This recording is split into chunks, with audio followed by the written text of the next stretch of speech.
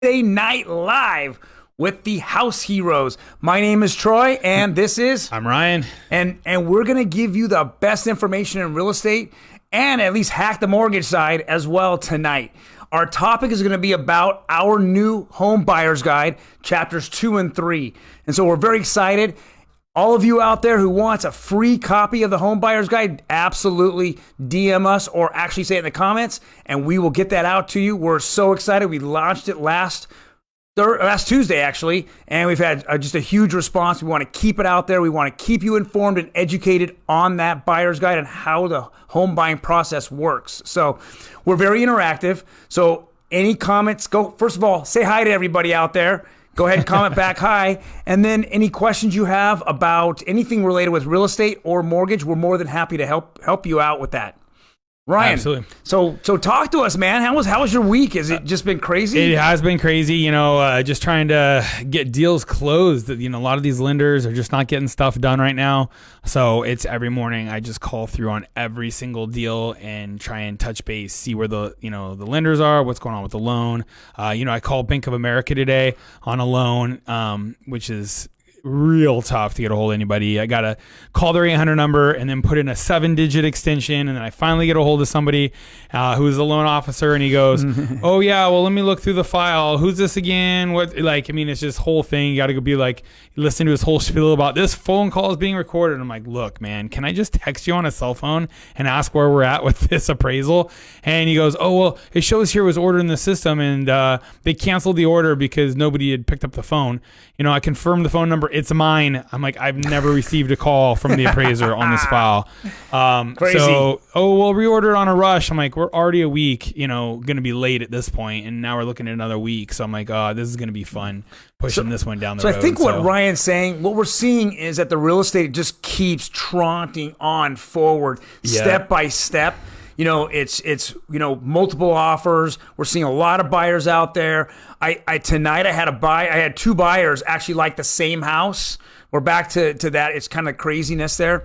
And we're seeing that the lenders are just behind us, right? They're trying to figure out how they can get all their refis and all their purchases together.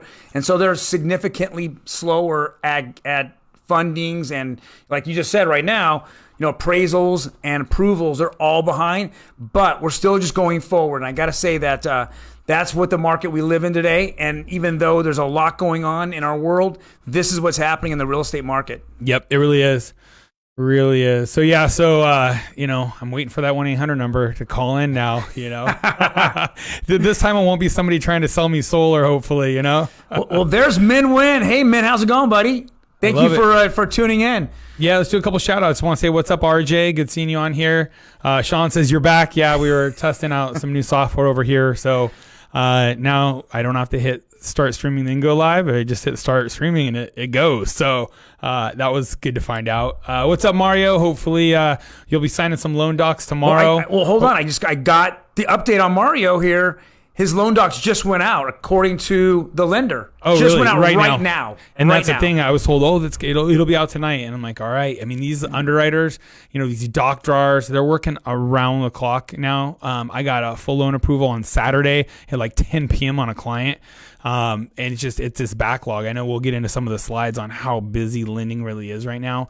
But it is absolutely nuts. And, most agents who are out there doing a good amount of business realize what's going on. So they're at least, working with you on it. But there's a couple that, they're like, oh, well, it shouldn't take that long. And it's like, you obviously haven't been doing many deals in the last month because it's absolutely nuts and everything's behind out there. So, I just want to give a quick what's up to Gina as well. And then I think that must be Roxy signed in as a house hero saying hola Chico. So hola Roxy. So anyways, so let's get into it. What do we got here today, We got Troy? in the news, and all this news has just come out in the last 3 or 4 days, and it's kind of reinforcing what we've discussed now for the past 90 days, 3 months. And home sales have jumped to a record 21% in June. And I think this is just, it really was hot during the beginning of COVID there at March and April and May. But I think that most people were kind of scared, yet there was a lot less homes on the market, but the buyer pool was still there. Absolutely. And now that slingshot where, as we reopened California in June, we're just seeing the amount of active homes just increase, and that just slingshot the home sales right through the roof. Yep, it really did. And it's just, there's just still not enough inventory out there. That's what's crazy is we would be not even close. Way above this number based on demand. And just for my clients, I actually showed several clients over the weekend, 3 different clients with 3 offers. I put actually 4 offers for those 3. If I go over the amount of offers, there was 2 that I did in San Dimas. One was 27 offers on a property that was only on the market for 2 days. Second one in San Dimas had 5 offers on it, which we put offers on both of those. Wow. Then I had a property in Paris, the city of Paris, 21 offers on that property. And we were 20,000 over. Actually, everyone were over. And then we had another house. Actually, where was the other house at? That was in Moreno Valley, and there were 9 offers. And somebody, and actually, what's interesting that it was posted on the MLS, the termite report, and that termite report was over $5,000, including tenting and replacing a bunch of wood. And when I talked to the agent, he said, to get this house, you have to do 3 things. One is you're coming over asking. Number 2, you're waiving the appraisal. And number 3, you're waiving the termite. I thought it was for sure going to be a tattoo of his name somewhere. Yeah, exactly. You're waiving the $5,000+ termite report that's telling you that you need to tent the house. That's crazy. That's the market right now. And it's it's crazy. I was talking to one of our title reps today, and he's like, I'm just trying to get a read on where things are going to go. And when you look back at old data and old trends, everything's just changed. I mean, we've already been in a changing industry where, HGTV and a lot of these shows have brought, homes and real estate to the forefront where it's trendy. I mean, people want to spend time on their homes. They want to spend money on their homes. They want to improve it. They want to customize it. They want to, bling it out and all that kind of stuff. And they want to add on and, so from the flipping shows to all, the Chip and Joanna Gaines and the redecorating and all that stuff, it's completely changed people's interest in the way they view housing.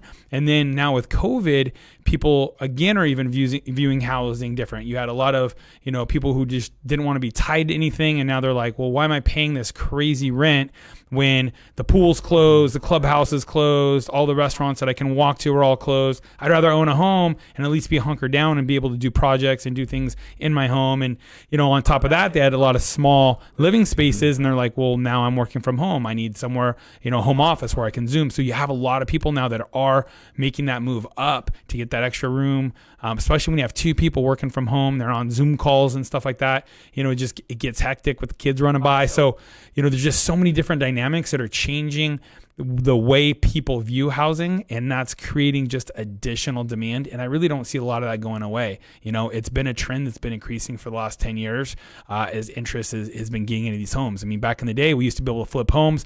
There was no competition really. Mm-hmm. At the purchase now, there's just no margins, and it's been waning, and it's because people are willing to take on these large projects like you're talking about here, Troy, this termite, the $5,000. I mean, how many properties have you looked at where it's a complete gut that is needed or a complete update, and buyers are willing to take those on now? So it's really interesting, how much more people are willing to take on, as homes get trendy. So not only do we see home sales increase in June, but just over those pandemic months, those really stay home months, you saw the actual prices grew 5%. That's insane. So everybody that was at home, there was a significant amount of the population that still were working and buying homes. And most of them that we've been seeing are the millennials. And you just saw the demand of those homes went up 5%. That is year over year. So that's year over year in May. I'm saying it's month over month. I'm almost saying month over month. Yeah, too. I mean, I've seen it go. Well, I just threw an offer on a property today. The last comp was 630. They listed it at 600, and sure enough, they've got multiple offers over 650. Yeah. So you're right there, 5%. And that was 3 weeks ago over that last comp. 2 weeks ago, 3 weeks ago. So yeah, we're going to continue to see, as these trailing numbers come in, that there's been a consistent rise in pricing for sure. And then the last is Fannie Mae projects mortgage lending to climb to a 17-year high. Ryan, tell me about $3 trillion. Yeah, we've never had a year where there's been $2 trillion in lending, and this year it's on pace to top $3 trillion. I mean, and that's why you're seeing the problems you're seeing, the log jams you're seeing. Everything's getting delayed. I've heard that, a lot of these lenders that are doing refinances, the title companies can't keep up on their back end to do the prelims and stuff like that. So you've just got a lot of problems that this has created because they can't ramp up fast enough. You've got the COVID pressures on top of it. You've got a lot of people working remotely, and so it's hard to bring on new people and train them when you can't be around them. And so it's just going to be a log jam. So yeah, there's some low rates out there, but loans are going to be a little bit harder to get, and they're going to take longer. I know that's been one of the themes we've been seeing is even as a 10-year treasury's gone down, rates don't really reflect that drop. A lot of times you'll see 10-year treasury go down, people think rates are going to drop, and then all of a sudden they go up, and it's because lenders can't even take on the additional volume right now. Yeah. And so they're just going to price it higher. So I want to do a couple more shout outs, a couple questions. What's up, Lai? So looking forward to closing your home here shortly. So awesome. Glad to get you in on that. Giovanni is asking, what are the interest rates today? Last week when we did our weekly market update on Friday, Freddie Mac had just announced that the average interest rate had jumped to 3.01 from 2.98 the week before. And I think that's, again, more of what we're talking about. Just these lenders now are going to start, ticking up some rates to slow down the spigot. It was just, they were it was like drinking out of a fire hose. They want to get back to that garden hose rate. So, it'll be interesting, but they're still at all-time lows. So it's a good time if you're looking at buy or refinancing to get in, but get in early, especially if you're doing a refi because it's going to take a while. Jose Estrada is saying, what's your opinion on the real estate market for the next year?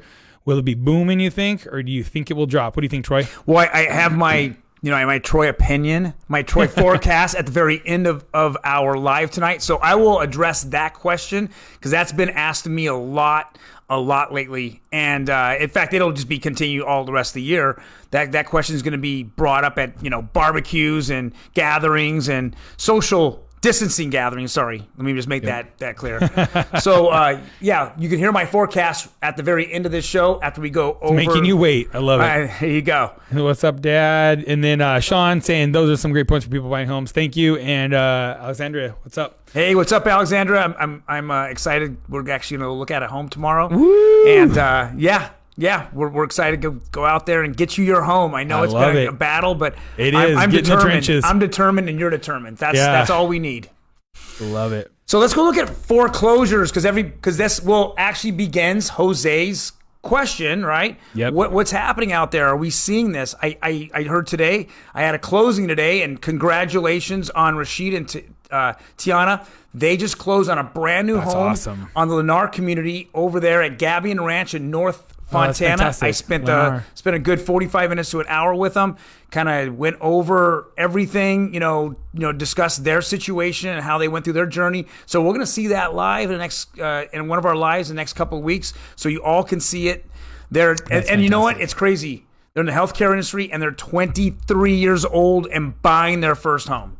That's crazy. But what they said was, and that was another topic, hey, my mom is thinking about buying, or selling her home and then buying, but she wants to wait till the market crashes, which she's thinking is going to happen this year. Right? So, I mean, and we're hearing this all the time. This is the foreclosure activity. 185 foreclosures, active foreclosures right now in all of Southern California. We are at the bottom of the bottom with foreclosures. Yeah. Why? Because anybody that's close to getting foreclosed on or not making payments can simply throw their property on the market and sell it. It doesn't make any sense, right? I mean, there's obviously certain situations that you run into that might cause you not to be able to sell your home and put yourself in that situation, but there's very, very few and limited.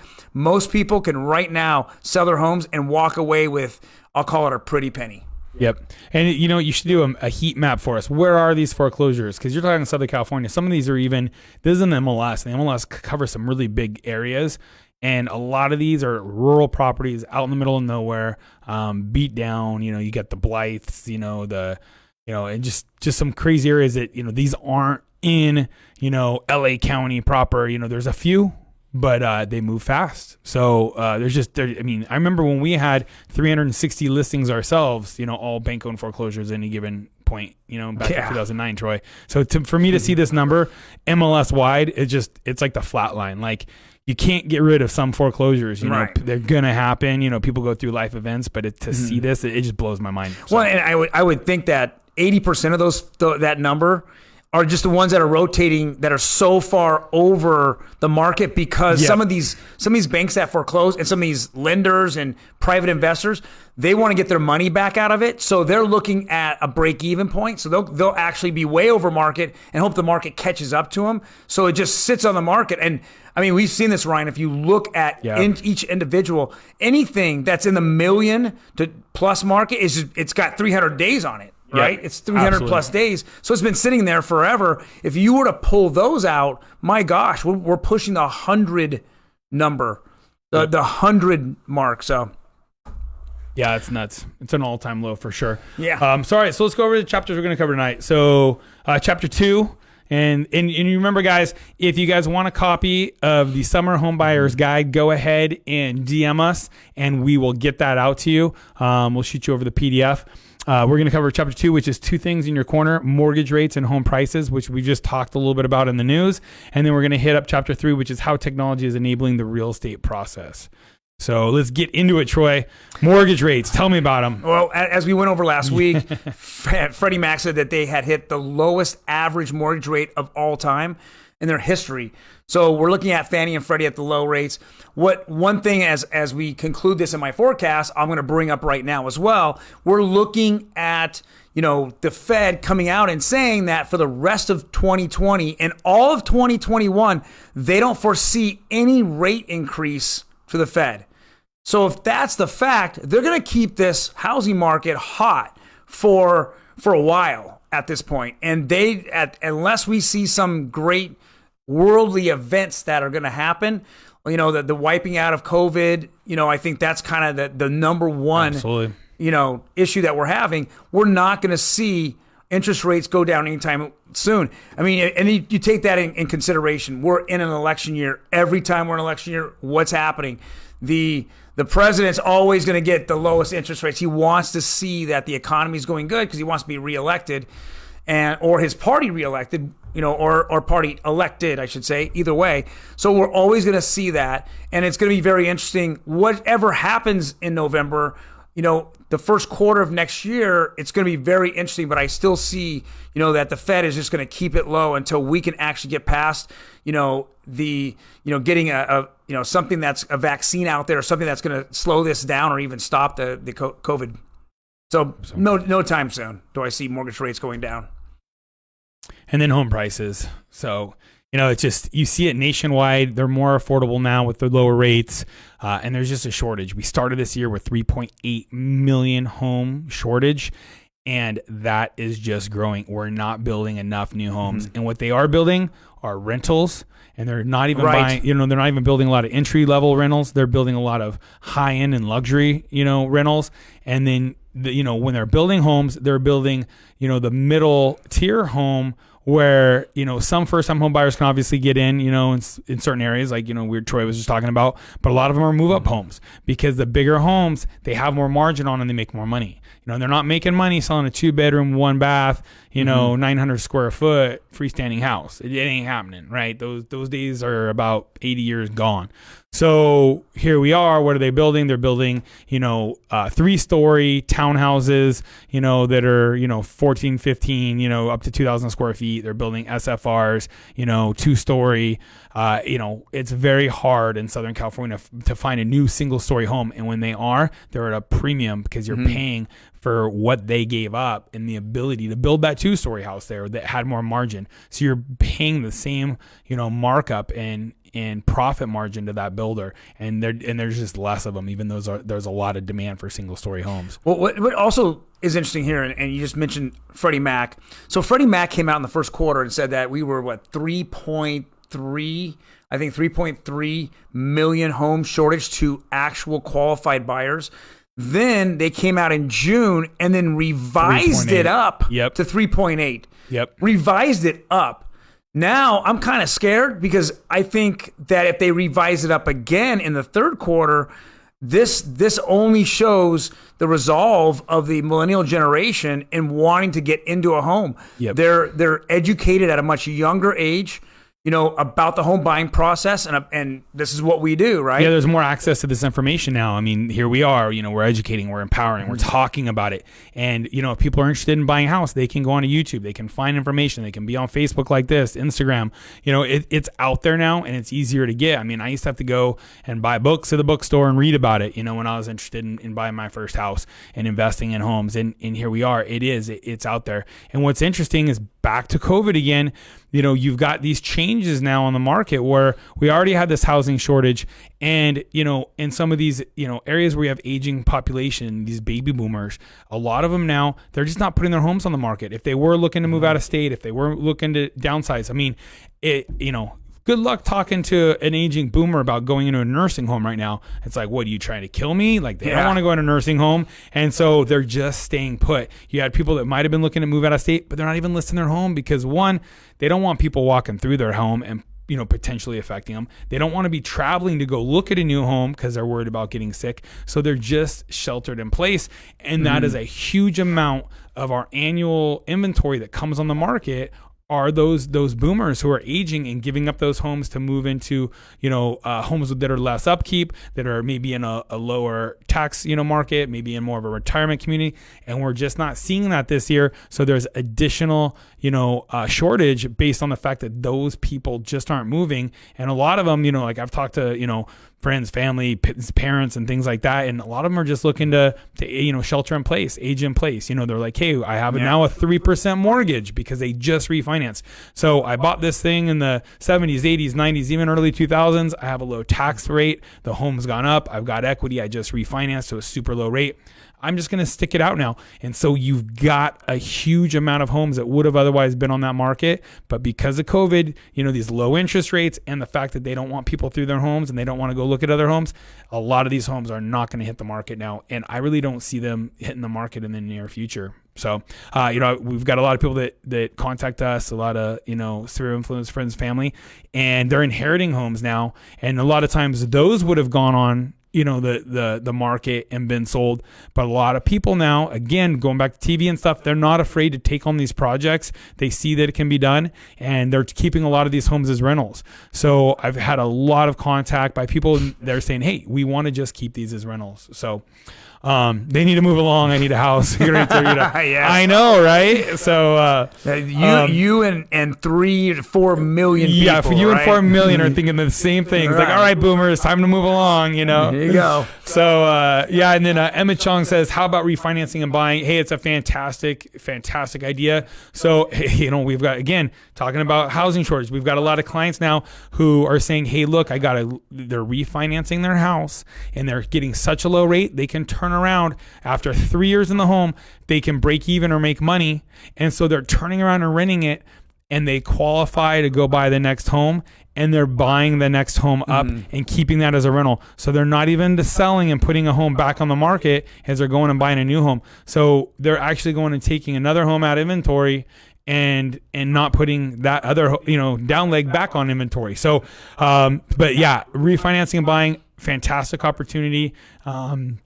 If you want, I don't know your exact situation, but we always say, hey, if you can keep that house and move up, it's fantastic. So if you want us to look at that, scenario and what it would look like, get in touch with us. We'd love to help pencil it out for you. So, all right. It's the perfect storm, isn't it? It really is. It literally is a perfect storm. Right now, it's probably one of the best times in the history of real estate to purchase real estate. Even if we had a downtick, I mean, and God forbid, somewhere down the road, we were running into, interest rates going through the roof and the home process slowing down, the home buyers slow down.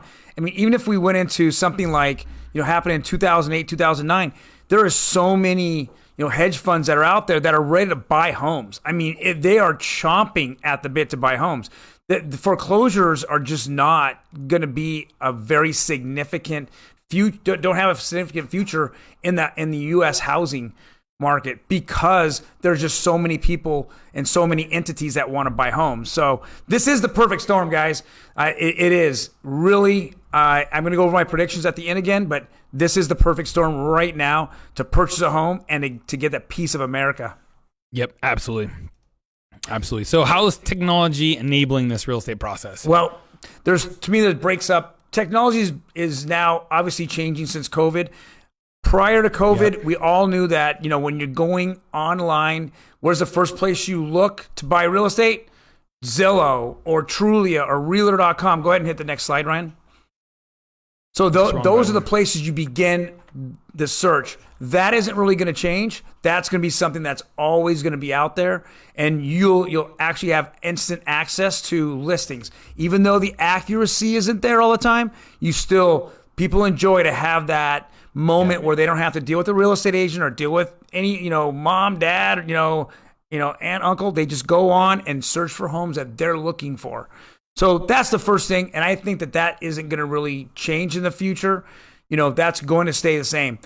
The next slide is what we're changing, right?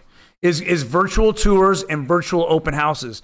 So as we continue to be sheltered in place, we have these virtual tours, which are really nice. Now we can actually look at a home and get more of an identity of the home and get our tastes, and we can see if that actually is.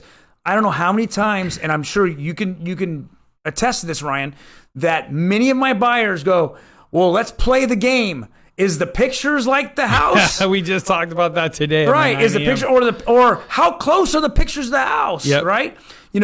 So yeah, why don't you go talk about that, Ryan? Yeah, it's today was actually one of the few times when the pictures look just like the house. I mean, the house and quite possibly the house looked better than the photos because it was dead spot on, and all of the underlying key features of the house, the roof, the plumbing, the electrical, everything was new. The concrete was new pour. I mean, it really, the photos did it justice, and on top of that, all of the underlying stuff, it wasn't just lipstick on the pig. But a lot of times, I mean, you see those photos, and my Lord, that photographer should get an award. The one that always comes to mind is I was taking my sister-in-law out to look at a new home, and she's like, oh, it looks fantastic online, blah, blah, blah. We get in there. The photographer had taken the photo down at the countertop level with a wide angle from away, and it looked like you had these beautiful new cabinets with quartz of granite counters. And we get there. First of all, the cabinets did not fit the kitchen. They were from like a Habitat for Humanity, home where they had been ripped out of something else and then stuck in this house. And then the quartz or granite counters were the same thing. The slabs were just on top of these cabinets. And where it came together in the corner, there was a square. It didn't go all the way. You could, on the counters, just drop something through the back corner of the corner there of the kitchen, but you couldn't see that from the photos because they took it down at counter level. And I mean, this house was a train wreck. And it looked fantastic. It looked like $1 million home. And then we figured out why it was only going for $400,000, but that's it. I mean, we play this game, what's it really going to look like? But then again, there's sometimes, you get these agents out there, they're taking their iPhone photos. The photos look like crap. There's clutter. And then you get out there and it's way better than what those photos showed.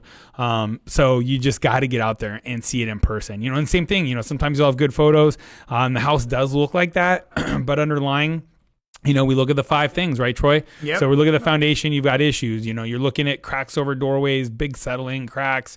You're looking at foundation issues. You're looking at roof. You get there and you're like, oh man, the top looks good, from the photos, and the top layer is okay, but it's a third layer and the bottom is wood shake, and it's all got to come off, and you get there and the plumbing's all original, and you're seeing signs that there's low pressure, and you're like, shoot, well, the photos look all right. And yeah, they put all the lipstick on the pig, but you're going to have go and redo all of it. And I think what virtual tours are going to do in the virtual open houses, they're going to actually narrow down what you're actually going to look at versus when you're looking online, you just say, well, that looks nice. Well, that looks nice. Well, the idea behind photos is to make it look nice. The idea behind virtual tours is to make it look nice. It's not necessarily going to look that nice in person. So it narrows down the amount of homes that you look at, and it gets down to what you formulate as your opinion for a home and your taste for a home, and you start going to those homes.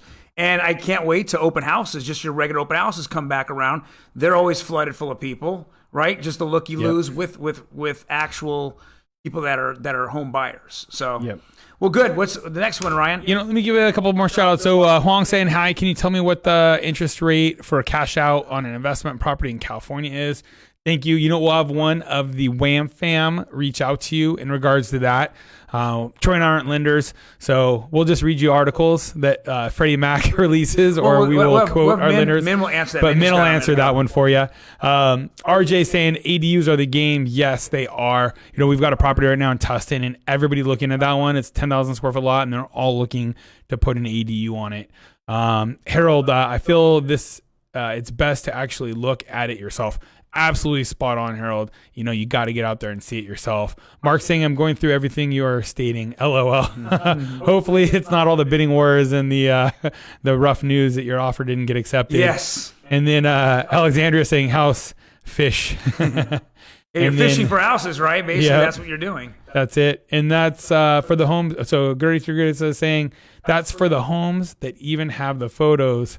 A lot of homes I've seen online are only showing the outside. Yeah, and the crazy thing is they're gone in a day, so you'll never get to see the inside.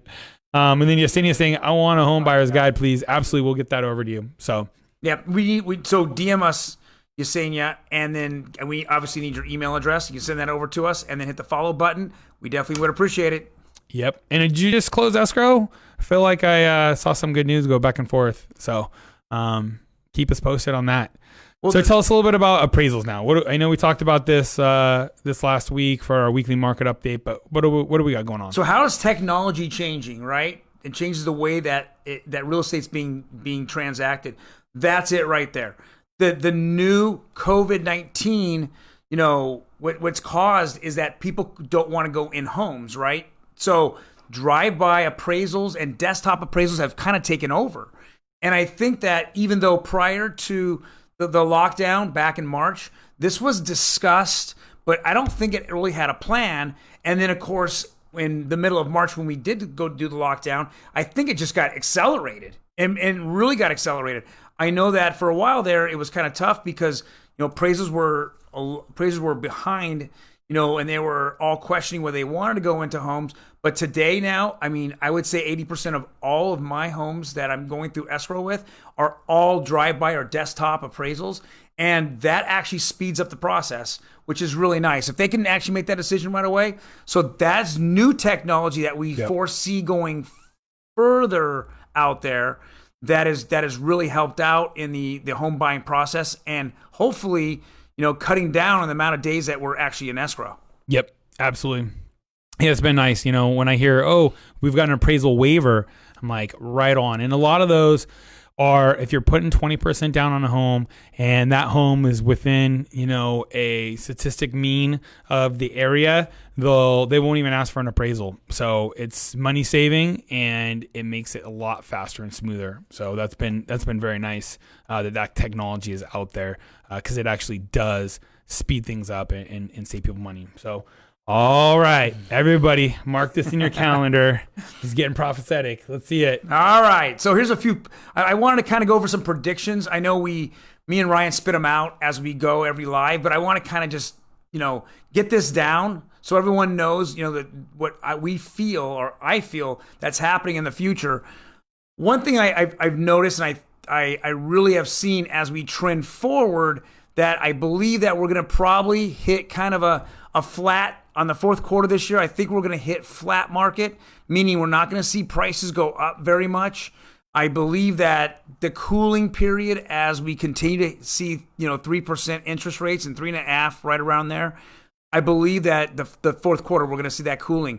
But what's important is, and what I really want, and you get the next slide, Ryan, is I want to get into seeing lenders and the beginning of lenders automate the entire approval and closing process. As we get forward, it makes sense to do that. It cuts down on the amount of days in escrow. It cuts down on the human error that's been out there for a while and actually causing on everything. So I'm going to see that. And my prediction within the next 18 months, we're going to see a lot of lenders automate the entire process. And we're excited about that because We want to see people get into homes much quicker and not have to go stress out through the actual 30 days that it's taking. Absolutely. So those are two things that I'm predicting. One is I think the market's going to kind of flatten out a little bit at the fourth quarter, and then it's going to take off again. When I say flatten out, I'm not saying prices so much, but I'm saying the amount of buyers. I think some buyers will get tired of it, and some buyers will say, hey, I want to back off for the holidays. I'm hoping that we see, the COVID-19, the pandemic slow down a little bit, and they call it reverse the curve, right? See the curve go down. And I think that we're all just kind of tired of this right now in the pandemic. Yeah, so everybody's definitely over it. I think that's what's going to happen. And then January, we are going to hit, again, the gas, and we're going to just shoot off and get right back into an extremely hot market. Yeah, I was talking to somebody today, and I, in the industry, and traditionally, we've got these cycles, right? And in the summer, it's been kind of shifting more and more into the spring every year. Right at the beginning of the year, people get out and they start looking at homes. They want to beat and get ahead of the peak buying season, and so they hit the market. And really now, spring is still like the hot market. Right before school's out, because people want to figure out and get into their new up leg and all that, and be in the school district they want to be well before school starts, so they have time to get in the district, get enrolled, and then go enjoy their vacation. Now, we don't know if we're going back to school in a lot of areas. I just got an email today that they've pushed back, our kids' school 2 weeks. Online's going to start on time, but they're going to push off, the in-person, because they're still trying to hope they can even have it. So they're starting school 2 weeks. Well, what's happening now is there's going to be a lot of Zoom. There's going to be a lot of at-home schooling, and you don't have these people that are rushing to get into a school district anymore. You've got a lot of people that have been looking to get in a house, and they're not going to just stop looking when, quote unquote school starts, because it's going to be the same routine that we've been in now since March. I don't think we're going to have the typical season slowdown at the end of this year. I think we're going to see it continue straight on through, because, it also would slow down for the holidays. Well, I don't know what these holidays are really going to look like. Obviously people aren't going to be out trick-or-treating. We saw a big drop off there. So right as school started, you'd see a slowdown. When you hit Halloween, it was even a deeper slowdown. You hit Thanksgiving, and a lot of people wouldn't look through Christmas, and it wasn't until New Year's. And that was always the good hunting time, because you had a lot less competition. Right. This year, I think that it's going to continue almost at that same demand and that same interest all the way through there. So my prediction is in November there will be a president elected. Yes, I'm going out on a limb with that one. Let's go on your crystal ball. What day? I want exactly the day. I don't know. I'm feeling the 4th. No,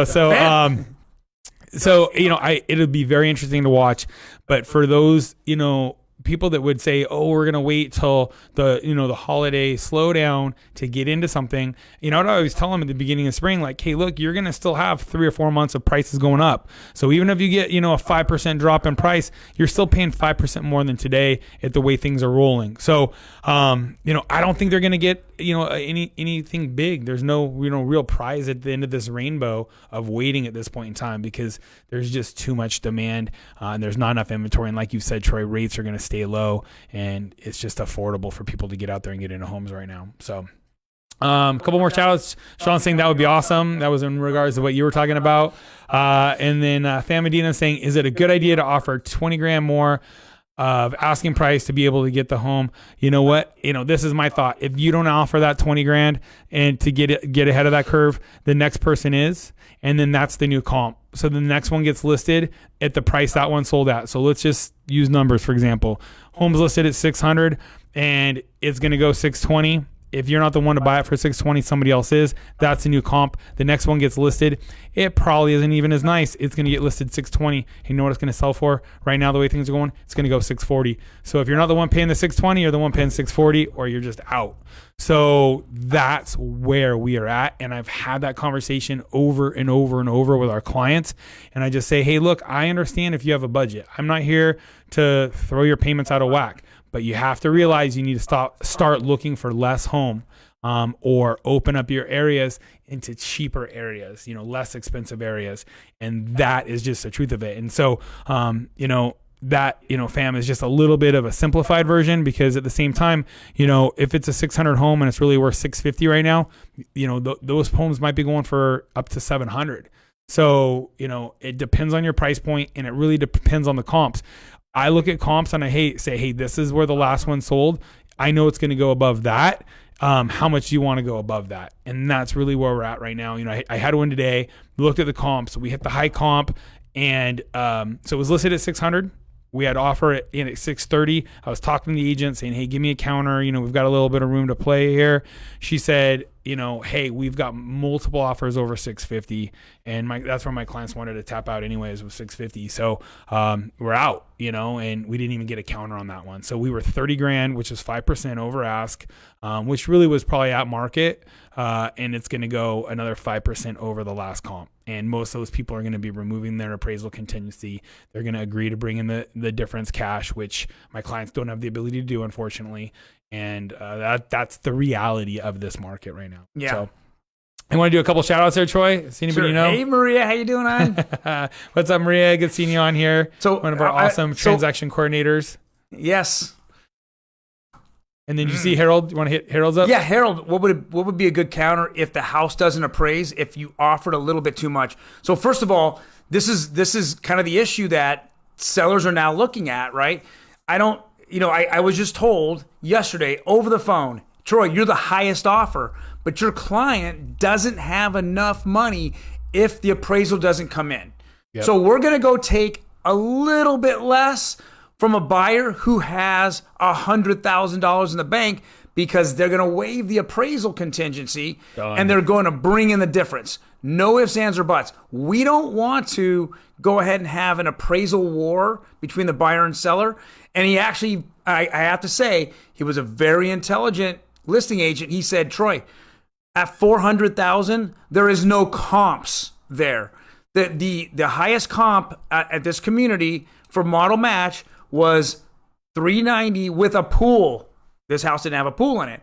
So he's going, there's no way. You're at $415. The other people are at $400. It's going to close at $400. It's going to close because they have money. They have cash. Your clients can't bring in the difference because they don't physically have that cash. And I completely understand it. So I guess my point to you, Harold, is that the majority of sellers are going to be stingy and not want to really negotiate if you are going over. Yep. They're going to want to bring it in. And here's probably the biggest factor is, if you don't want to buy it at that price, or you can't bring in the difference, if they were to turn around, cancel on you, which they have all the right to at that point, they're going to go throw it back on the market, and I guarantee you they'll find someone that's going to pay what you have with money or more. Yeah. This is the reality of this particular market. There's no ifs, ands, or buts. We see it and live it every single day. We're boots on the ground. Yeah, right? I'm happy now today. If I actually had 2 in a row where it appraised at our purchase price, I was like, hallelujah. Because everything before that, there was at least 8 in a row. Everything appraised under what we were in escrow for, and we were bringing in the difference on every one of them to get that offer accepted. Yeah. So, and that's where it had to be. And on all those properties where the new comp, everybody who's listed behind us is already listed more. So I'm glad, we got our clients in, under what that market is now. So yeah, I mean, and here's the reality is, I just, again, congratulations to Rashid and Tiana, but they began their home buying process way back in February. They're closing today, and the model match that is being sold today is $35,000 higher for model match at the new community over there at Gabion Ranch in Fontana. They've already got $35,000. That's at $500. They paid $502, and there's at $535. Over there at the price, the stripped down price of their model match. Think about that. It's 8% equity right off the bat. Right. I mean, you begin with 8% equity, and of course, whatever down payment you put down then becomes equity as well. So they're pushing hard to get that 20% so they can wipe out their MI. Think about that, guys. Yep. Wipe out their MI. They're more than halfway on the day they receive their keys and they walk through their front door.